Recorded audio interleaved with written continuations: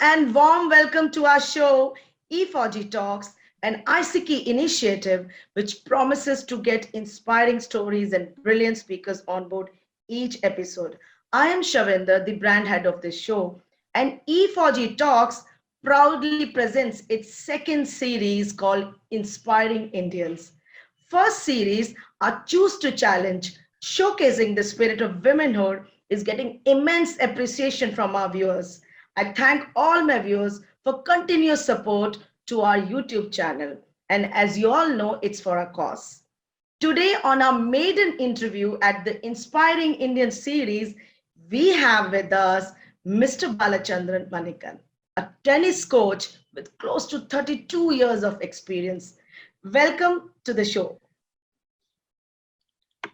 Thank you, Shavinder. Thank you for having me in your show and talking to me today. Thank you, likewise. So before we start our discussion, let our viewers get acquainted to our speaker today. Mr. Balachandran Manikkath is popularly known as Balu or Balu Sir and is an ITF Level 3 coach, former national champion in doubles who has been coaching 31 years plus and is a mechanical engineer from Anna University, Chennai. He has a wide range of experience developing young players like Prajanesh, Sriram, Jeevan, Vishnuvardhan, Siddharth Rawat, Sarmanda, Pranjala, and many more, and traveling with them for their career and tournament. Also runs a periodic development camps in various rural parts of Tamil Nadu and Kerala for players there, has made presentations at national and international coaches workshops, written articles for International Tennis Federation coaches website, and also hosted 10 plus live chats on Instagram for Indian Tennis Daily program called Rally with Balu. And he is currently the consultant coach at Rohan Bapanna Tennis Academy. I am so glad and I feel so pleasurable to host you today. And I'm sure this interview is going to add value to our show today. And without any wasting further time, I want to quickly jump into the questions. So, my first obvious question is, who do you train at the moment?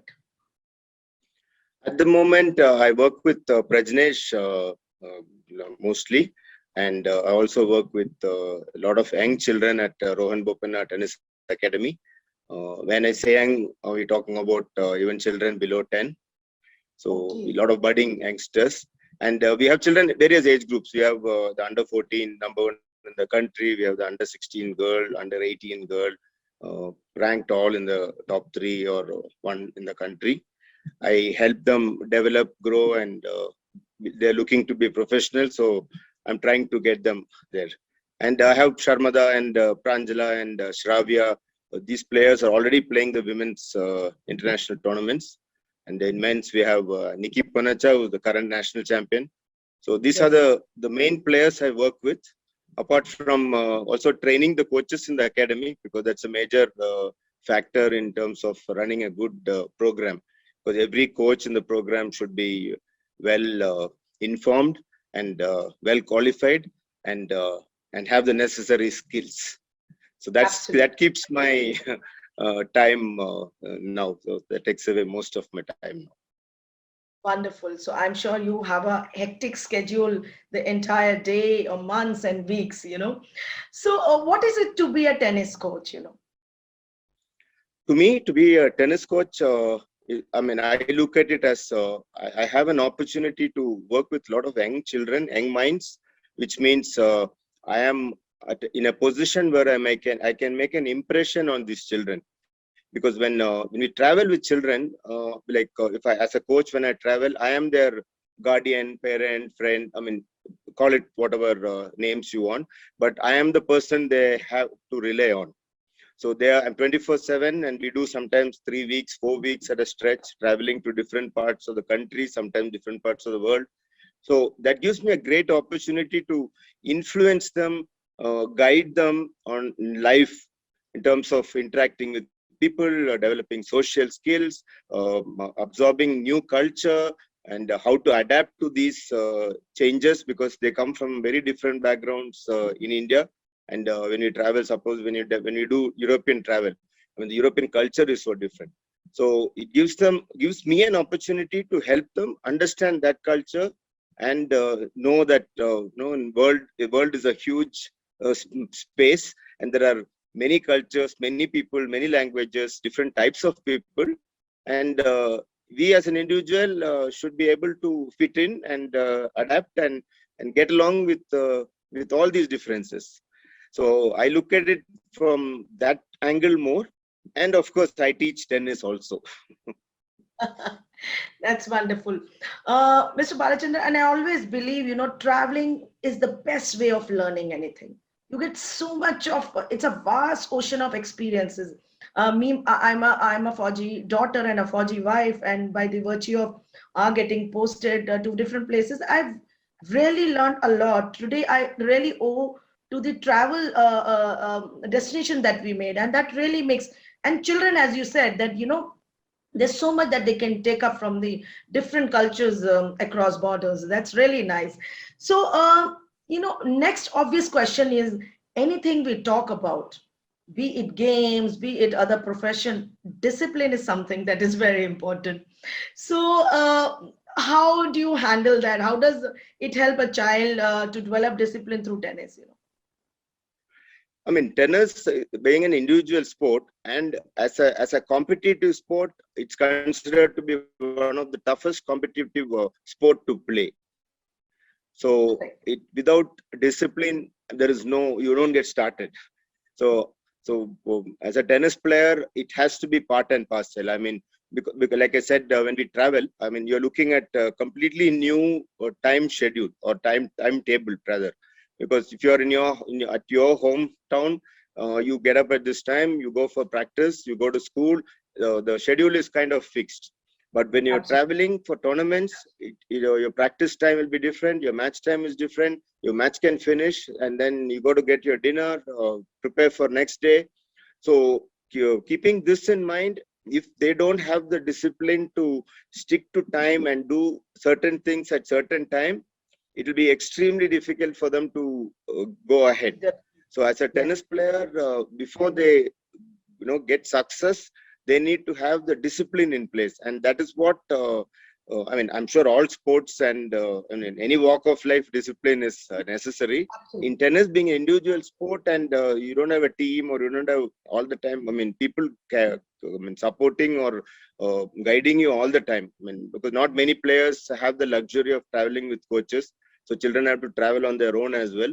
So the self-discipline to do it, irrespective of what's happening next to you or what the other player is doing, is very demanding. And but if once you develop that habit, you're all set. I mean, because I've noticed that children who are like 13, 14, when they have traveled for a couple of years, when they go to school, they find their classmates a bit childish, because these kids have seen the world. Like you said, travel has taught them so much, and they're a little more mature, and they're thinking a little bit more in a more professional manner.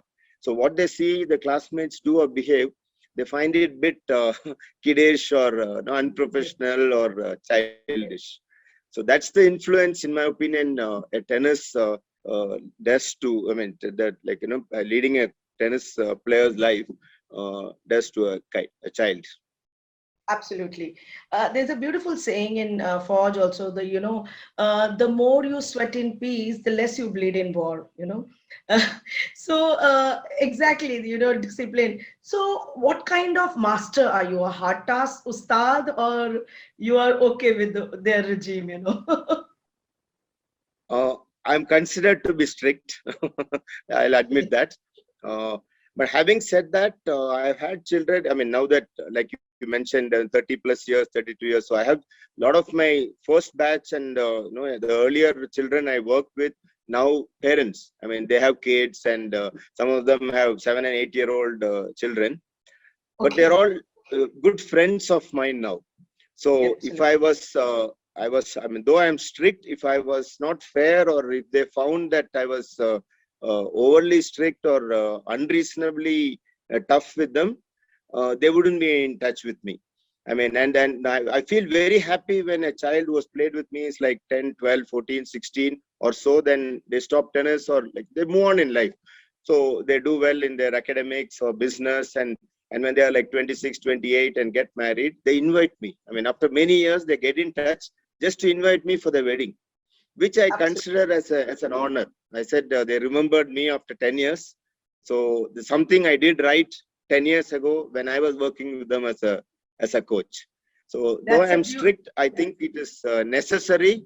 And I've heard children who come back to me and said, we learned a lot from you when we were with you or when we traveled with you. So those life skills are, now we can appreciate what you did to us.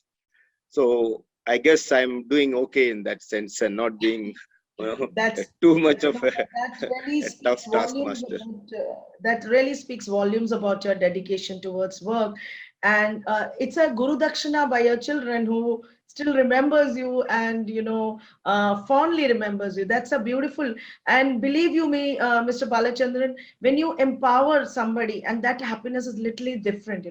I am an educationist for almost 20 years. And I have mentored many people, and today, when they remember me, the pleasure is literally different. I remember I'm absolutely a very hard task master, but when they prosper, when they do good, definitely the coach is at the best level of happiness. So that kind I of mean, I have a very interesting incident which I think will be relevant here. I was working with one 6-year-old kid. I mean, she started tennis with me. She played with me from 6 to age of 8.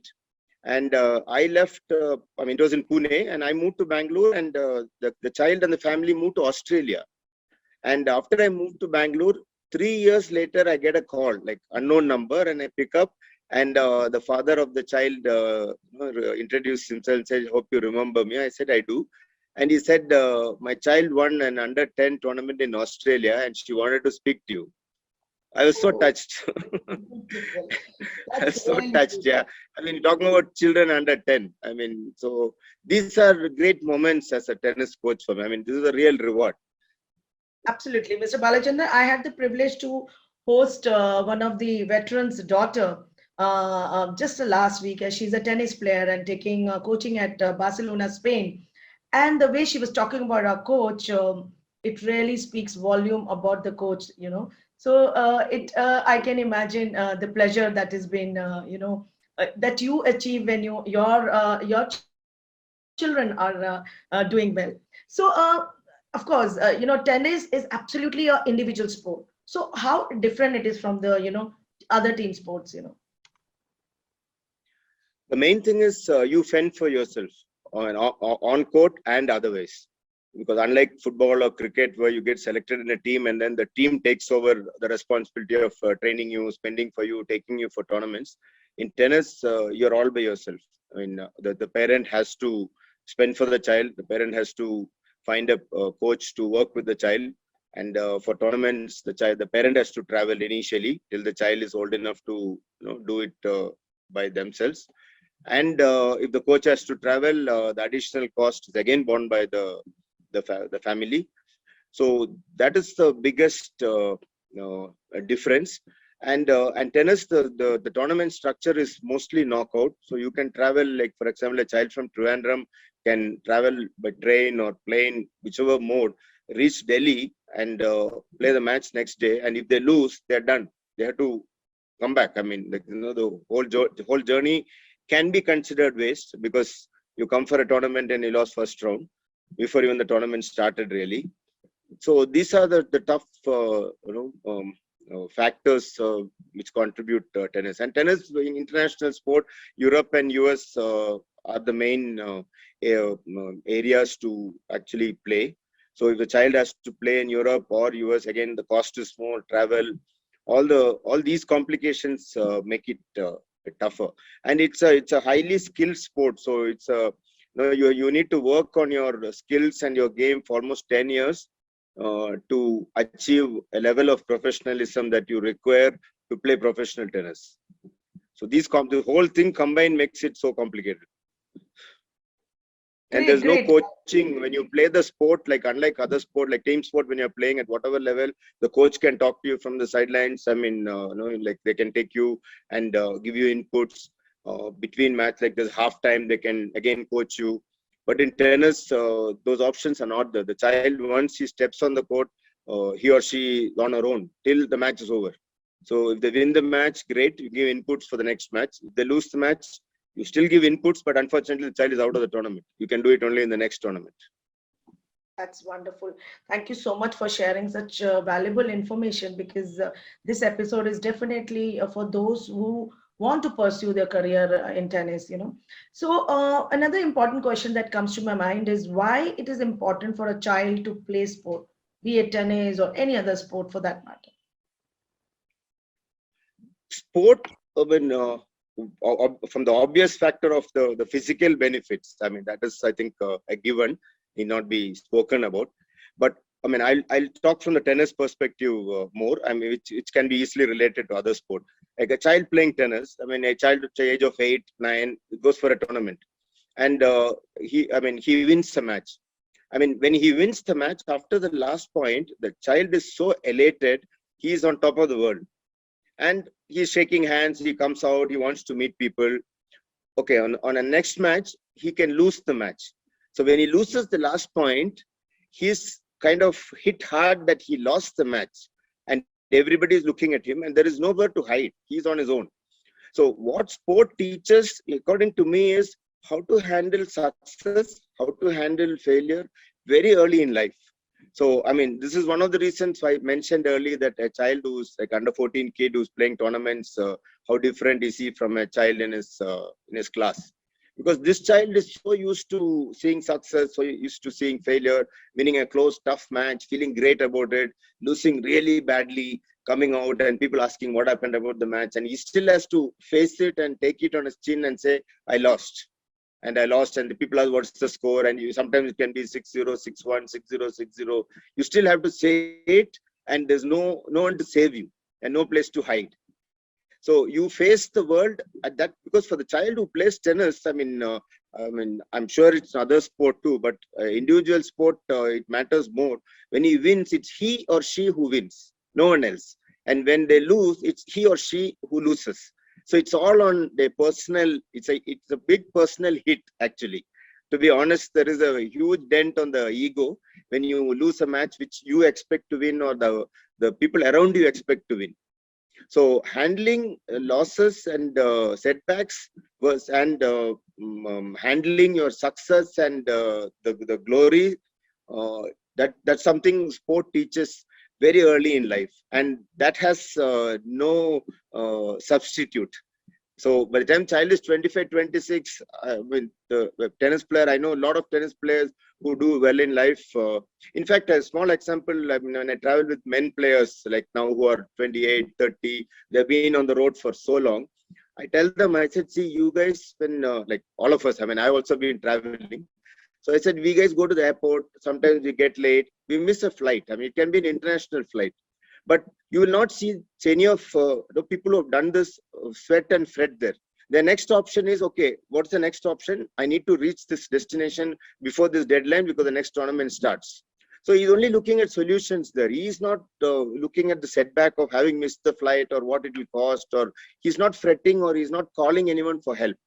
He's always on his own, matter of fact, looking for solutions, finding a way, and he will get there. And 9 out of 10 times, they find a way. I travel with children, and sometimes you're traveling with 4 young kids, like 15 and below, and you do have setbacks. And I'm the only one responsible for those 4 to make sure they're safe, make sure the plan is not disturbed too much, the trip is not affected. So over years of this experience, I felt this is what has taught me. I mean, it has come through sport, because I come from a very small town called Pollachi, where I grew up. And I started traveling alone from the age of 12. So for me, it's a great experience having traveled. And that's what tennis did to me. I mean, people ask me, my father was a doctor, why didn't you take up medicine? I'm like, if I had taken up medicine, my life would have been in Pollachi. I wouldn't have seen the world. I wouldn't be, I wouldn't know a lot of things in the world, or I wouldn't develop these characters in my personality. Now I can encourage every child to travel, every child to try out what they want in life. Give it a shot if you think you are good at it. I mean, encourage them because it's coming. I can talk from my experience. So, I mean, I would thank my parents for introducing me into tennis, by giving me an opportunity to travel and having played this sport and continuing to be in this sport. And that's really wonderful. And Mr. Balachandran, what you said is right. Sports teaches you to be resilient, to take the onus, to be responsible of your action, and that's beautifully summed up. And I'm really glad that the viewers will get a lot of information what have you shared. One last question before I wind up: what is that two things you would tell to the young players? To young players, the first thing is, like you mentioned earlier, that the commitment they put in. If they want to be a tennis player, they commit to the sport. They do whatever is required to be a professional tennis player. It's a habit they develop. It can never go away from them. And two, in tennis, you got to see a lot of losses before you see success. And the losses have, I mean, it is the losses which motivate you. You're not going to see too many weeks where you win the tournament. The tournament structure is such that even if there is a draw of 128, like Wimbledon, I mean, Grand Slam tournament, the main draw is 128, qualifying is 128. 256 people play the tournament. End of 3 weeks, there's only one winner. So 255 people are losers in this sport. So as a tennis player, you have to set yourself to accept defeats and basically take it on your chin, and two is just not enough. You need many chins to take the shot and bear with it and move on. But it's a wonderful journey. It's a wonderful experience. There's nothing like trying it out and going through this experience, because what it can give you in life, it's something which I cannot explain. It has to be experienced. Thank you so much, Mr. Balachandran. The look on your face speaks it all, that you're such a contented person, or what profession you have chosen. And that's what speaks about somebody who takes it to that stride. A good coach can change a game. A great coach can change a life. That's what I want to speak for you, Mr. Balachandran. Thank And you. thank you so much for being a part of this interesting series, Inspiring Indian, And I wish you all the very best for all your future endeavors, and all the very best to your young players who are getting the coachings and mentored by you. Thank you. Thanks a lot for having me and giving me this opportunity to share my views. And I hope many youngsters will benefit from it. And thank you once again. Thank you. So if you wish to share our inspiring stories, please contact me at shavi@efaujitalks.com. I thank all our viewers to please share, subscribe to our channel, and don't forget to write your views and comment on today's episode, which has added a lot of value addition by Mr. Balachandran Manikkath. For more interesting stories, please stay tuned. Till then, stay safe. Jai Hind.